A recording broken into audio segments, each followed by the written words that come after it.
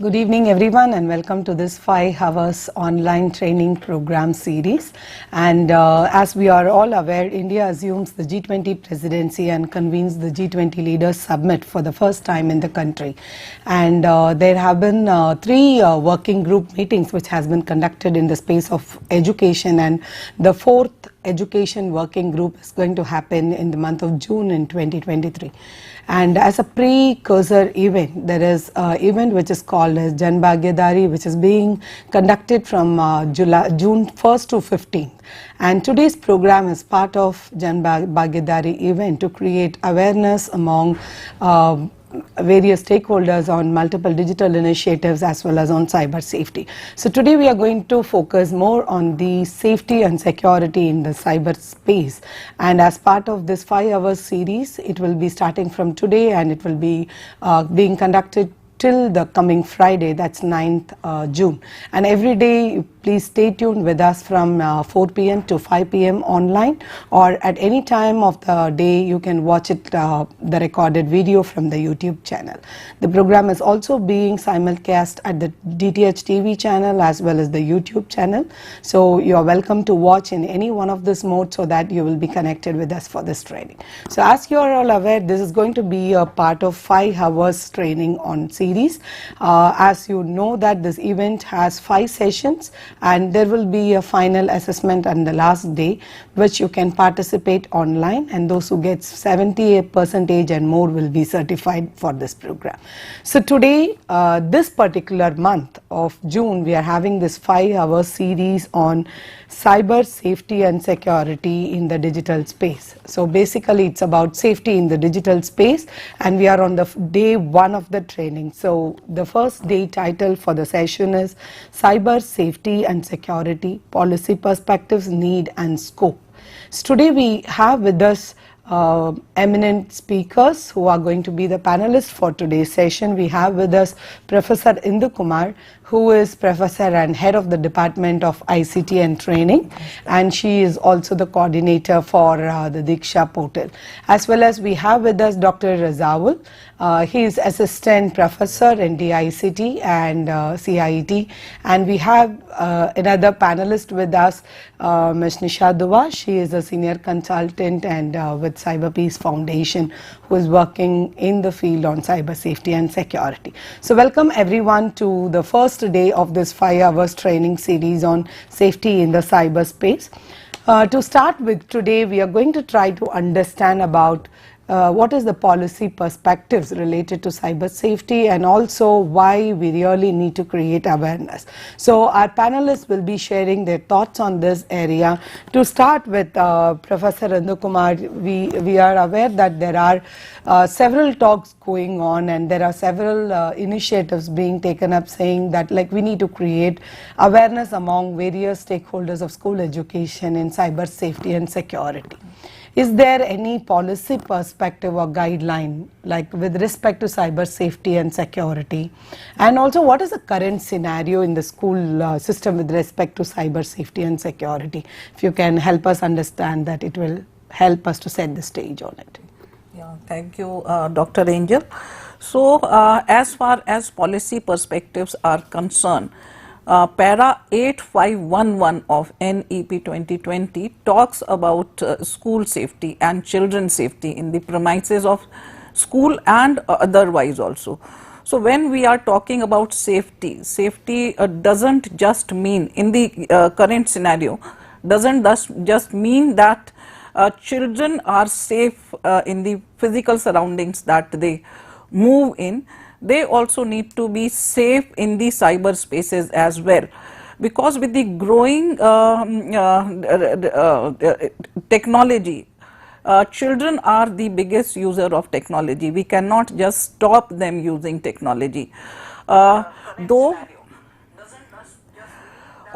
the age of using technology is already fixed when children should be exposed to technology, but we cannot just stop them from using technology, though we need to be aware about at what stage they need to be exposed to what kind of technology.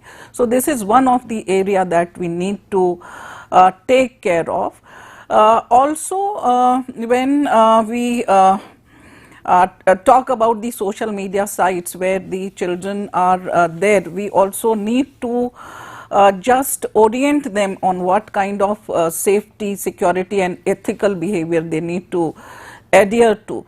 And for this purpose, we also need to train our teachers how to generate awareness among children to be safe in cyber spaces. When they are on the social media sites, they have many strangers with whom they become friendly to, but they don't know them in the real world. So in that scenario, they need to be taught to be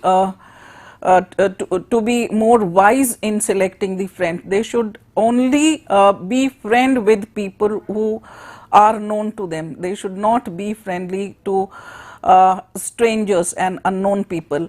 All such issues and behaviors need to be inculcated into the children.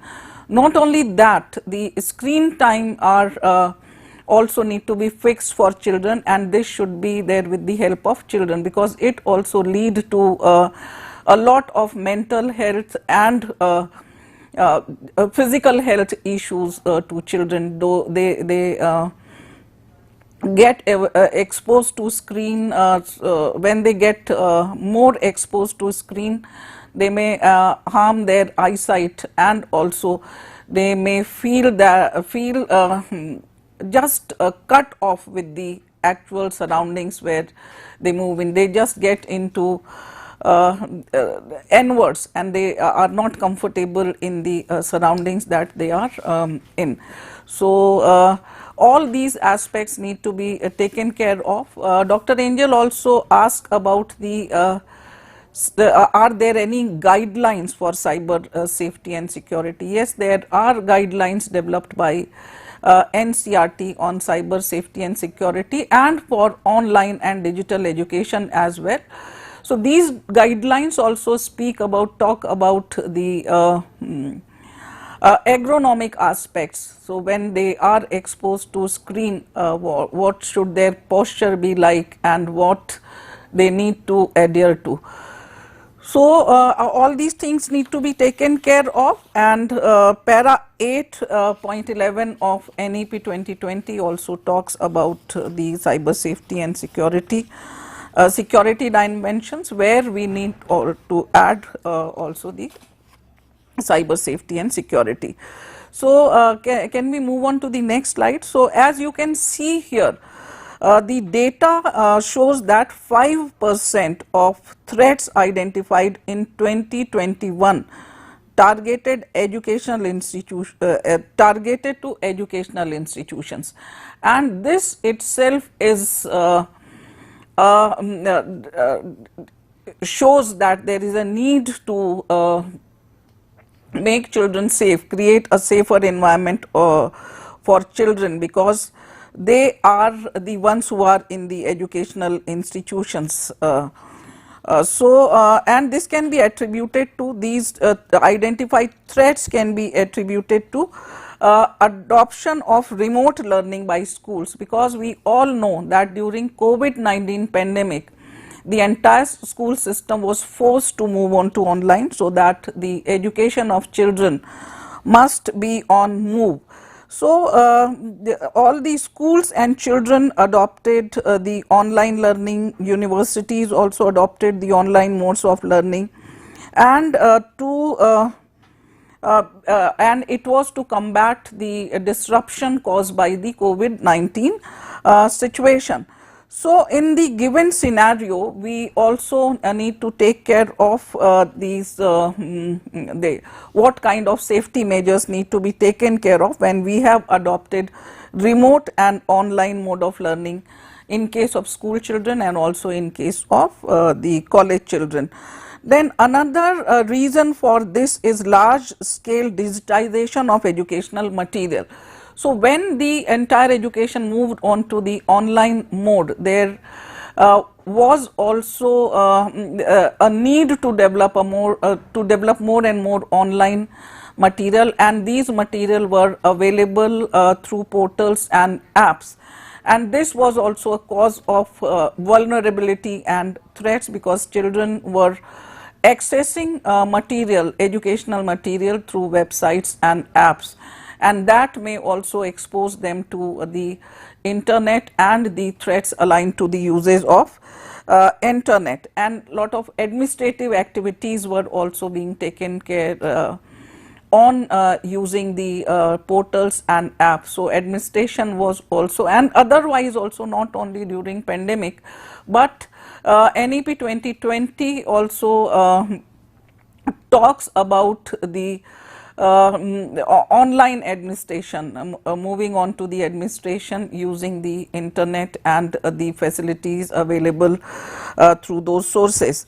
So, another cause to it is online learning platform. There are a lot of learning platforms which emerged during this time, and it was the need of everybody, ranging from preschool children to the retired professional, because NEP 2020 also talks about education for all, where adult education have also brought into the sphere of education. So, the adult learner, although they are educated, but still they lack learning in a lot of dimensions which are related to the use of internet and online mode. Like they are not proficient in online financial transactions and online access to a lot of services which are there. So we need to train them. They were also forced to move on to these modes of transaction and online the uses of internet for different purposes, but they were not aware of the safety and securities issues related to it. So adults were also vulnerable in the cyber spaces, and there is also a need of technology training and other such trainings in case of adult individuals also. They need to be oriented to the safety and security dimensions when they are moving on to the online mode of acquiring online services in a lot of sphere of life. And the source of this data is report on cyber threats targeting the global education sector on the rise. This is the name of the report which just mentions this data. So, if we move on to the next slide, we can see what are the major highlights of cyber attacks in education sector. The slide next to it. Next slide. Yeah. Okay. So, major highlights of cyber attacks in education sector. So, top 5 targeted countries. If I tell you which are the top 5 targeted countries as far as cyber attacks in education sector are concerned, you will be surprised to know that India is at the top, and 28 and which comes at 28%. Then USA is at the second level with 11.3% targeted threats. UK is at the third level with 5.4% targeted threats. Then Indonesia is at fourth level by 4.2%, and Brazil is 3%. Also aligned to this is major institutions which are targeted, and in India Byju's is the institution which is targeted most by the attackers, by the people who are imposing these threats. Then at the second level is Harvard University, then Coursera, which is a website for imparting education through online mode. There are a lot of online courses available on Coursera, so it comes at the third level, at the third stage. Then Dallas ISD is at fourth number, then Stanford University is at the fifth, and University of California comes at the sixth level. Then common attack vectors. What are the common attacks vectors? And the source is the same report on cyber threats targeting the global education sector on the rise.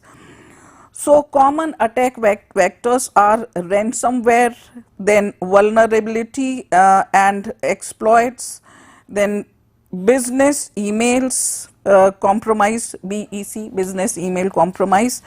Then DDoS is another common attack. Then spear phishing is another common attack which is inflicted through emails. So, we always need to check the source of emails we are getting the emails from.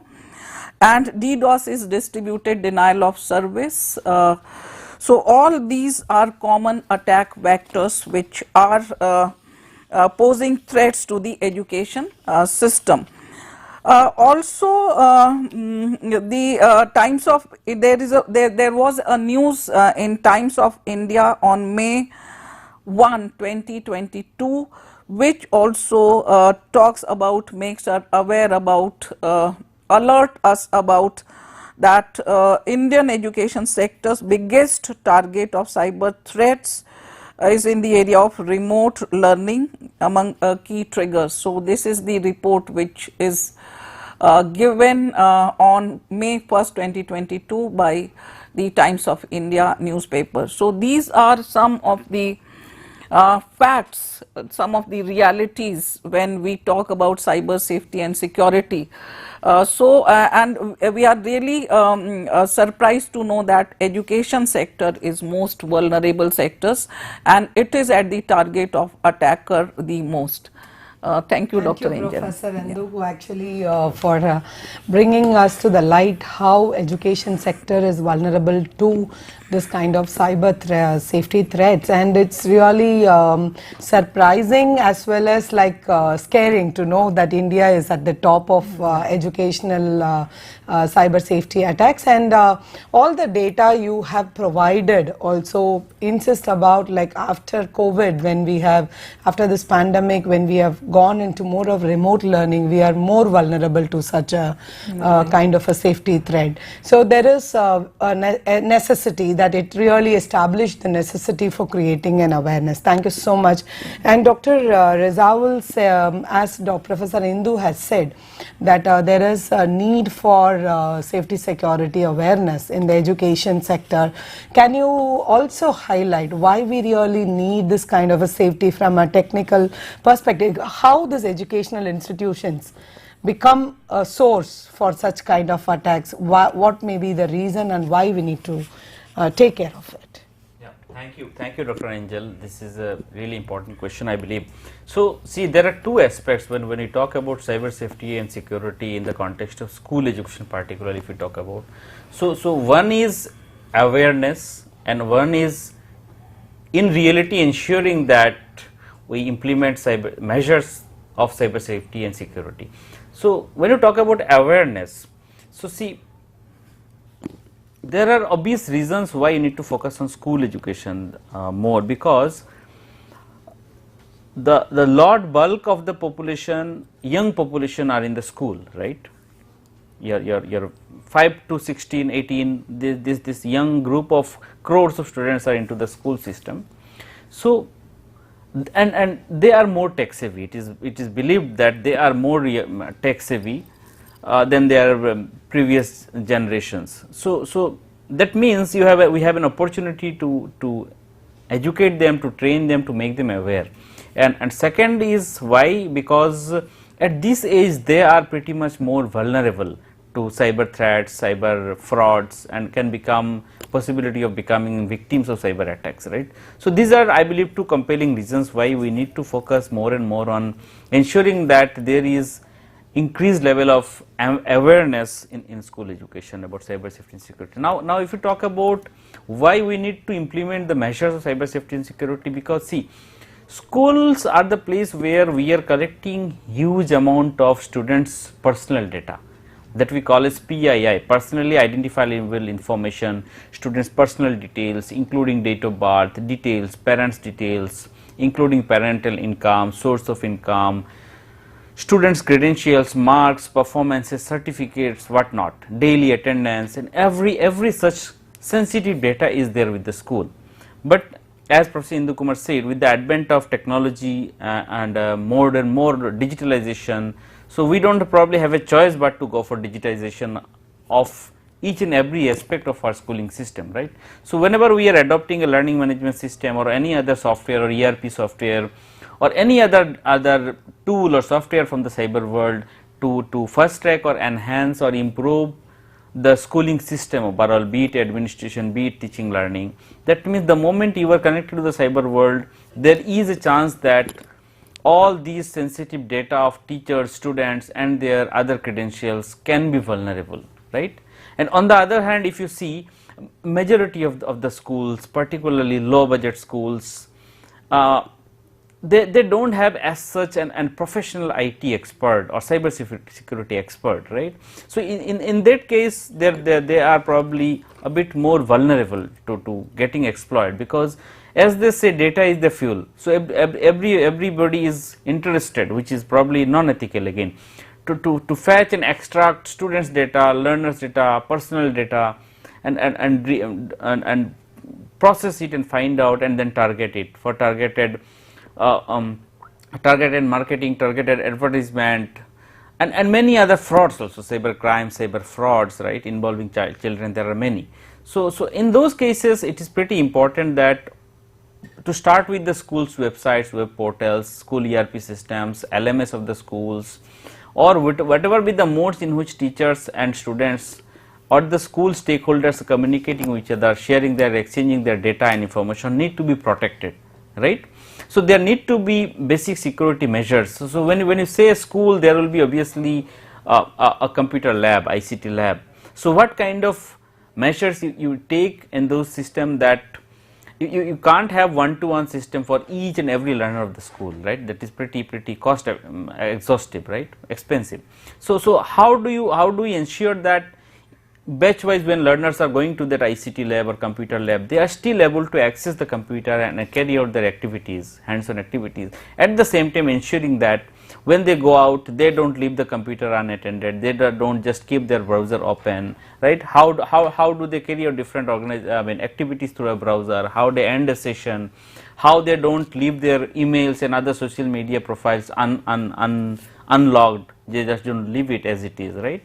And as I said, the children are pretty vulnerable at this adolescent age particularly. So they probably have more tendency to go for cyberbullying, or they at times feel like the moment I am one-to-one in front of a computer, either at home or in the school, probably nobody else in the world can see me, right.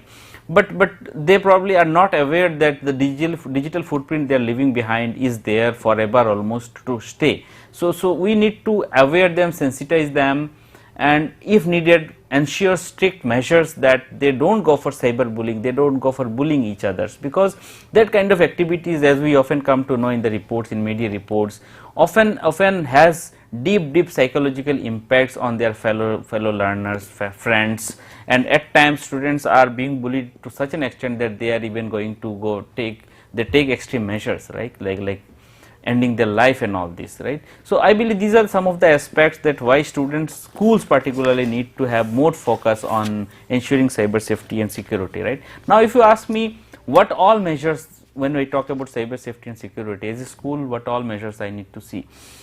So if you talk about cyber safety and security, there are technical aspects of cyber safety and security.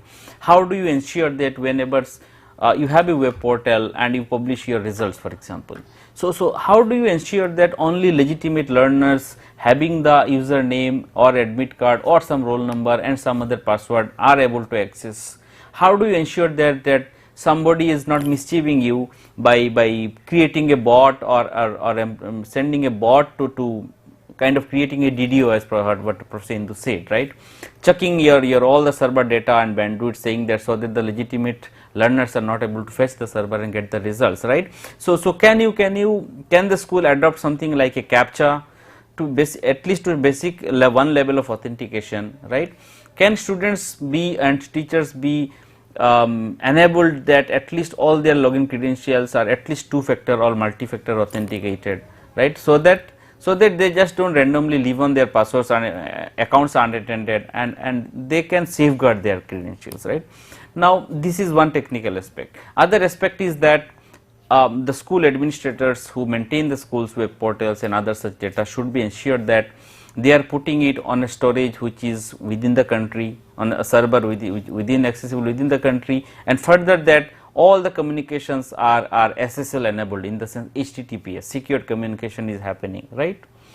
And and other aspects can be that they should not, students should not share emails, common email with each other. Each and every teacher and every learner should have their individual emails, separate emails, so that there can be authenticity and which can be verified, which user has access from which location, right. Many a times students are using VPNs, right, virtual VPNs to get rid of schools barriers and firewalls. So is the school equipped enough to check against those mischievous activities of the learners also, right? Because we shouldn't stop the learners from doing it, because unless they try out all these things, they won't be probably will learning the technical skills. But while doing so, they should also be warned or made aware that there are ethical aspects also, right? You just can't randomly steal anybody's data and share it with the public, right? So when you talk about now ethical aspect of cyberbullying, cyber security, so one is technical aspect to ensure how, but ethical aspect, if we talk about, is probably confidentiality of data, right? I have some data and for some reason you have got access to it. So it is really ethically wrong that you don't share it, my data, or publish my data or my information or information about me, even if it is simply a picture of mine, without my consent, without my due approval, right? So everybody has to, in a cyber world, we have to maintain the confidentiality of data, our own data as well as others' data, right? Social aspects, right? So unless we are able to control the cyber fraud, cyber attacks. See, today we read that so many attacks are happening through OTPs, phones, right? So people are scared. So let me give an example of how the social implication of it, right? So for example, people when hear that there are financial frauds happening just by sharing, somebody calling and asking for an OTP, right? So this is creating a fear in the minds of citizens. Now tomorrow government supposing a government agency wants to carry out some activity for which, some web based activity, and for which OTP based authentication is required. So there are chances that citizens may shy away, thinking that there still could be a possibility of cyber threat, right? So this can be, there can be social fallout also of that.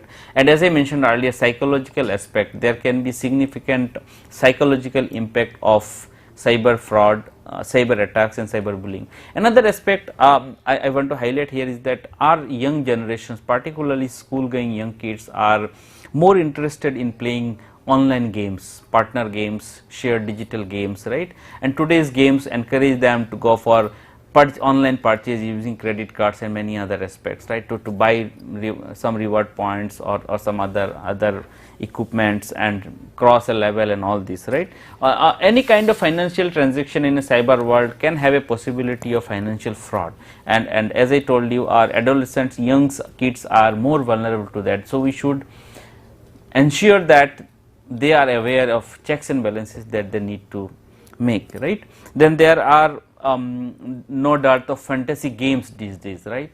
So fantasy game probably is not a cyber bullying, I won't say, but probably ethical aspect of it is there, because if unchecked, probably a school kid can keep on playing these fantasy games and spend a huge amount of rupees from parents and hard-earned money, and this can have a serious psychological effect on the children as well as his family, right? So and then there are online thrill challenges. Children are encouraging each other, giving challenges, you finish it, report it, and then you cross it and all this, right? So we have already keep on reading in media, listening that there are serious implications, fallouts of such incidences. So that's why I believe that today's session is really relevant, that we put more focus on ensuring cyber safety and security, not only awareness as well as the measures of ensuring cyber safety and security in our school education system. So over to you, Dr. Angel.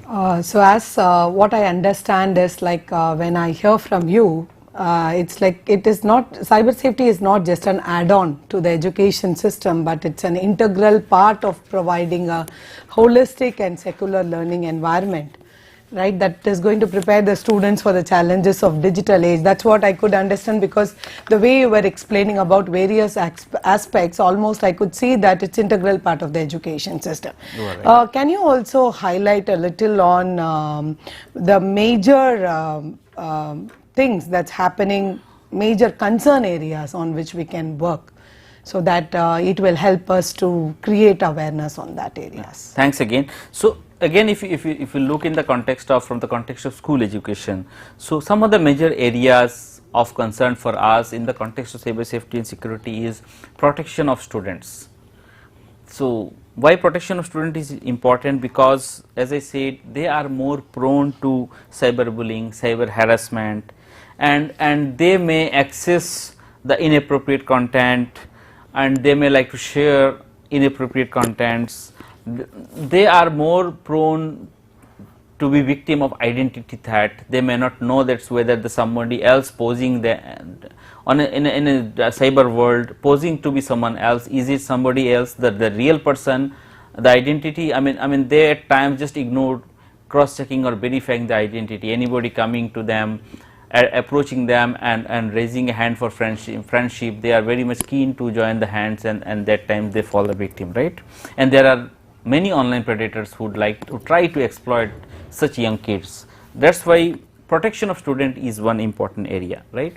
And then as I said, privacy and protection of schools data. Schools data here means data of students, their performances, their assessments, their parent details, schools own data, financial data, teachers data, lots of amounts of data being generated, right? And today's world, schools keep on generating various kinds of report and keep on uploading for different requirements, right? So such data, privacy and protection of such data is another important area.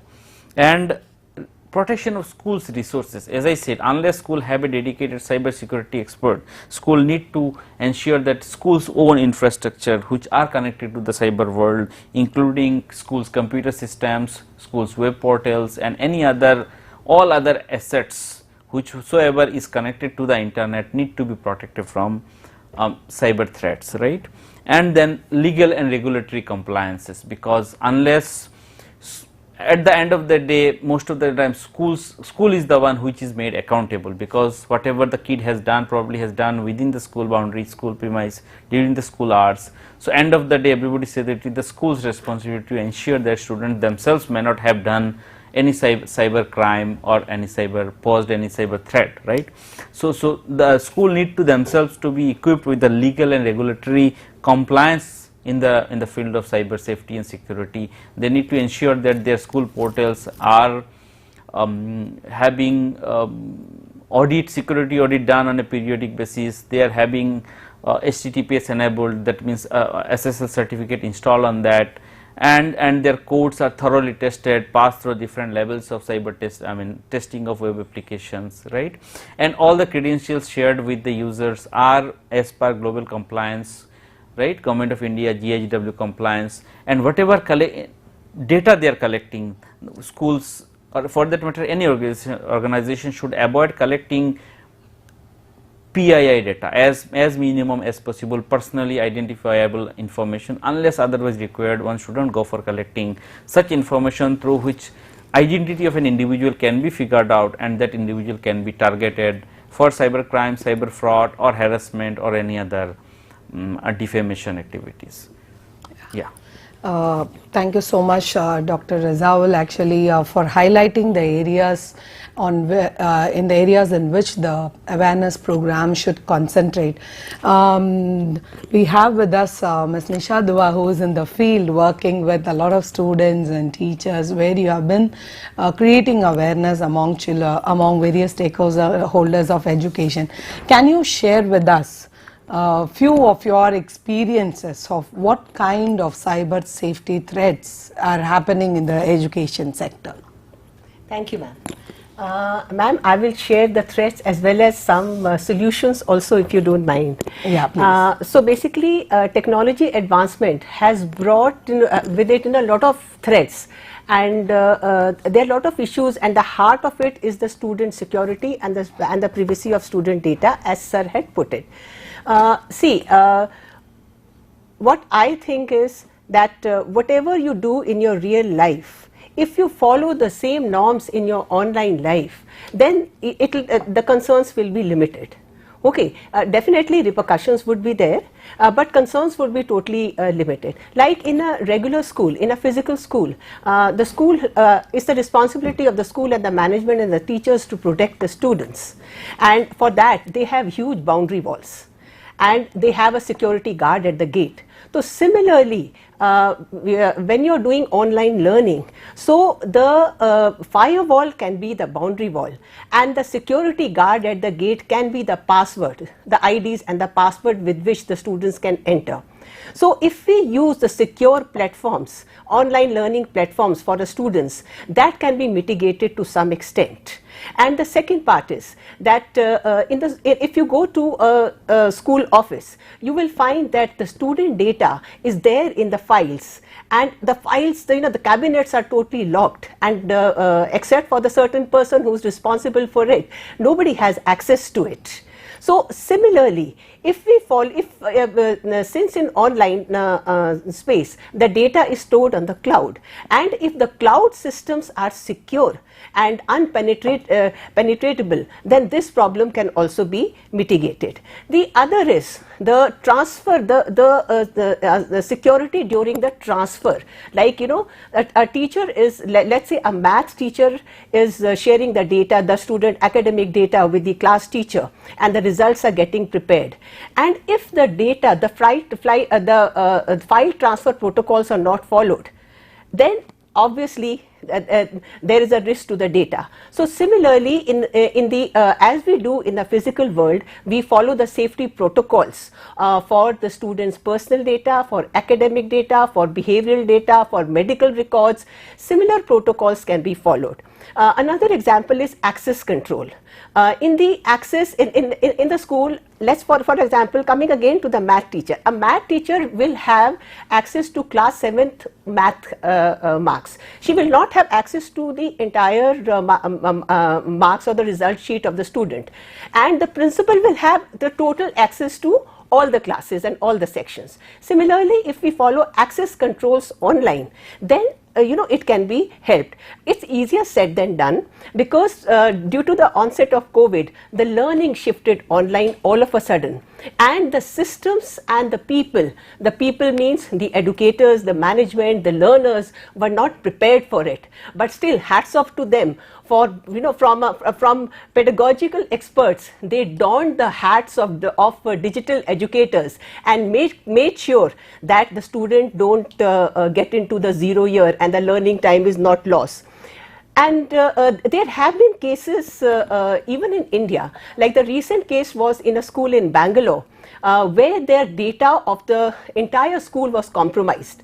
It was hacked, and the hackers asked for ransomware. That ransomware was in multiple of thousands of rupees. Now, first, the data is with those hackers. The hackers can actually do whatever they want with the data. They can put out their data in the market, or they can use their data to blackmail the parents and the students. So it's a very dangerous situation. So such situations could be avoided if we follow the safety protocols. And then there are other safety concerns. Besides the safety concerns, there are also the behavioral concerns which technology brings about.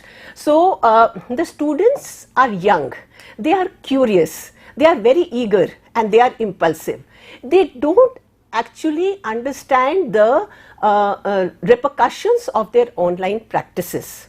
So it becomes very important for us to make these young generation aware that every click, every like, every photo that they post, any site they visit leaves a digital impression, which is permanent, which will always be there. So digital reputation is something which we have to actually absolutely sensitize these young students for. I'll share with you the sad case of a student who had applied for Harvard. Now, getting admission into Harvard is the ultimate dream of anybody, and that student got provisional admission. But when the authorities, they checked his online practices, they found very inappropriate racial and sexual posts, and his admission was revoked. It was cancelled. That student went to the court and tried the best, but then he could not get into his dream university. So this goes to prove that when they are young, they think that I can post anything. Like sir said, that when they are posting at home, in the comfort of their homes and in the security of their rooms, there is a false sense of security and overconfidence, and because of that they feel they can get away with anything. So digital footprints, leaving a trail behind, is something which we have to sensitize the students. Because why? Because we are living in a digital world, and there is actually a very, very thin line between the online and the offline life. Whatever we do online is reflected offline, and vice versa. So our online practices and identities are actually reflected in our offline life as well. If we have a very enabled and positive digital footprints, this reflects on us as a positive person. As you rightly said, there are scenarios where I have also heard about where people now are just trying to check the online behavior before they hire a person for a job, or even before giving an admission in the colleges. So I understand, like the youngsters, not only youngsters, even adults, for the reason everyone has to be sensitized about the digital footprints, because most of the time we think that the moment we click delete, or they sometimes like control delete, and then we are permanently deleting, we feel that all our behavior in online has been deleted. But as you rightly said, that all the things that happen in online is going to leave a trace that cannot be permanently deleted. So it's a very important area. So hearing from all the three panelists, what comes out is there is a need for creating awareness, or otherwise like building capacity among various stakeholders of education. Nisha ji, can you just tell about what are the ways in which we can do capacity building for various stakeholders from your perspective? So, ma'am, we would have to follow the top-down and the bottoms-up approach, and all the stakeholders in the education ecosystem have to be made aware, starting from the school management and the school leaders, the teachers, the administration staff, and going down to the students, and also including parents in the fold. So capacity building, sensitization is to happen at all the levels, and it can happen in different ways. One is a regular way of conducting awareness session, which is very, very important and very, very impactful. The other ways can be, involving the people with you and getting, making them do something hands-on, for which and when they do, they learn, they imbibe, they understand, they integrate. So you can actually launch different kind of competitions. So if I may share, NCRT and Cyber Peace Foundation since past 4 years have been running the e-Raksha competition successfully, and it started in 2019, and over 1 lakh student, teachers, parents have participated in this contest. The aim of the contest is not to talk to the children. The aim of the contest is to make them reflect about their role, and their role as cyber safety ambassadors. What is their responsibility in the cyberspace to keep themselves safe, and also to respect the safety and privacy of the others. So they write slogans, they create posters, they create videos, and we get such innovative and interesting things from the students. And once they do it, they don't forget. And a lot of initiatives have been taken on the ground. The CDAC, the CDAC and the ICR, they launch the monthly competitions on particular topic like cyber harassment or digital footprints, and they in that competition also the students are asked to think about their responsibilities and then come out with creatives which can help them and the others around them.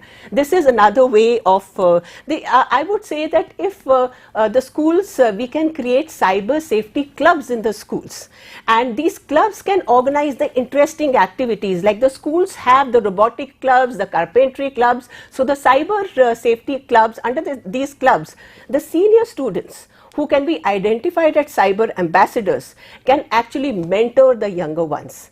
And then we should also look into not only spreading awareness but also supporting also the young victims, and also guiding them how for the readdressal and reporting. So all these things are important at every level. Thank you so much. Professor Indu, you as NCRT, there are lots of activities being done in terms of capacity building towards cyber safety and security. Can you share with us few of the ways in which these awareness programs can be conducted? Yes.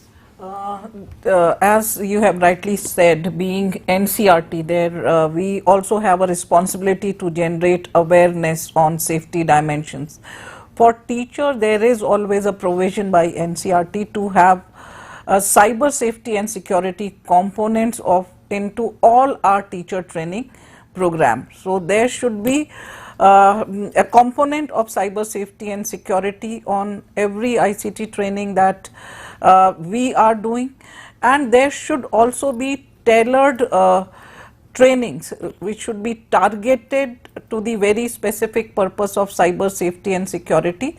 So this is for teachers, and also we need to target our students also through curricular integrated programs. Nisha ji has already mentioned a few of them, like e-Raksha competitions that we are doing, and also generating awareness among students.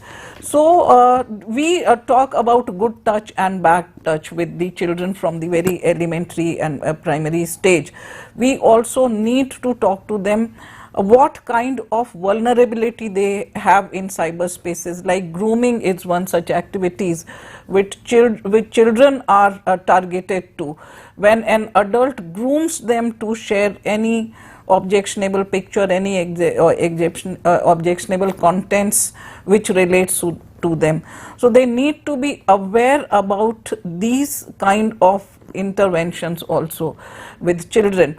Apart from this, we also talk about values and ethics, but values and ethics also related to cyber world as well, how we should respect the privacy of other people when we are in cyberspace, how we should not get into spreading hate messages and the messages which are colored towards a specific targeting to a specific group of people. So all such activities need to be avoided, as very rightly said by my co-panelists, that we always leave our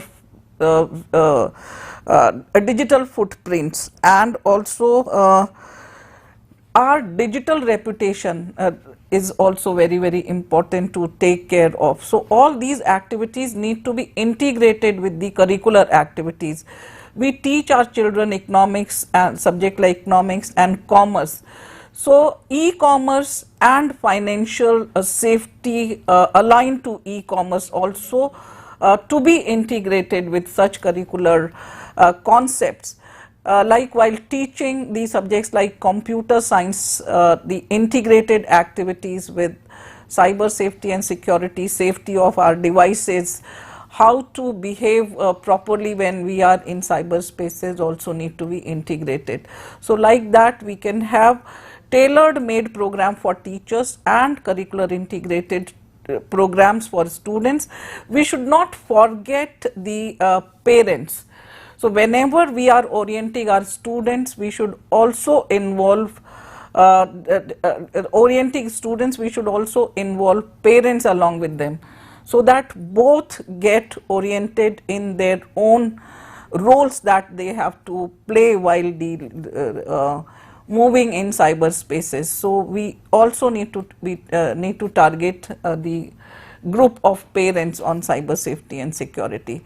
So these are some of the ideas for having targeted training and curricular aligned activities for children. Thank you, Professor Nindu. Dr. Razawal, would you like to add a point on this? We don't have much time left, but I just want to mention here is that in case somebody becomes a victim of a cyber crime, so what do you do? Where do you go? So I wanted to bring to the notice of our viewer that the Government of India has come out with a portal called cybercrime.gov.in. You may note it, cybercrime.gov.in. So if you become a victim, or for any of your known acquaintance or friend or your peer, fellow learner friend become victim, so one can go there and register and report a complaint, say anything related to cyber safety and security. And in addition to that, the Government of India has come out with cyber crime helpline number, national level is 1930. Right, which is also given on all of our websites also. So please note down these two things. 1930 is the helpline number. In case of any such scenario, one should dial this number and report the cybercrime related incidents, or one can go to the website cybercrime.gov.in to report any such incidents, and also get lots of awareness resources and measures given there. So that's all from my side. Thank you. Thank you, Dr. Razawal, for sharing this very important information. Thank you so much, and I would like to repeat and insist to everyone, you are part of a 5 hours online training program, and today we are in the end of the day 1 activity, day 1 of the session. So please be connected with us for the next 4 days during 4 p.m. to 5 p.m. Even if you miss, don't worry about it. I would like to just show how do you register yourself. So if you go to CIT website, you can see under events there is workshops and training. In this web page, you can see under the current activities, online training on safety and security. When you click on it, you get all the details. You can see we are going to look very specifically on next 4 days on how we will be dealing with every aspect of safety and security. We will be listening from various resource persons about what it is and how it has to be handled, how precautions has to be taken, or if we become a victim, how we have to address it. So it is required that you stay with us for all the 5 hours to understand the complete safety and security part. When you see down in the same web page, you can see where you can register. The links are given here, and at the end of the 5th day there will be an assessment. I could see there are lots of participants asking in the chat box that where is the attendance link. There is no attendance link on a daily basis, but you will be having an assessment on the last day. The assessment date and everything is mentioned here. This time the assessment is going to be only for 1 week. It will be open, so please make a note of this change. So the assessment will open on 9th June and it will close on 15th June. You will be getting the link here. So all the details of this program will be available in this page itself. So please be watching this page, please access this page and read about it so that you will be able to understand the complete flow of the program. Coming to the end, I really extend my thanks to all the panelists who have joined with us today to share about the policy perspective, need and scope of cyber safety and security. I thank Professor Indu Kumar, Dr. Razawal and Ms. Nisha Dua for joining us today and enlightening our participants with the initial thoughts of why and what of cyber safety. So next 4 days, please join the sessions so that we can dive into it and then learn more about it. Thank you so much.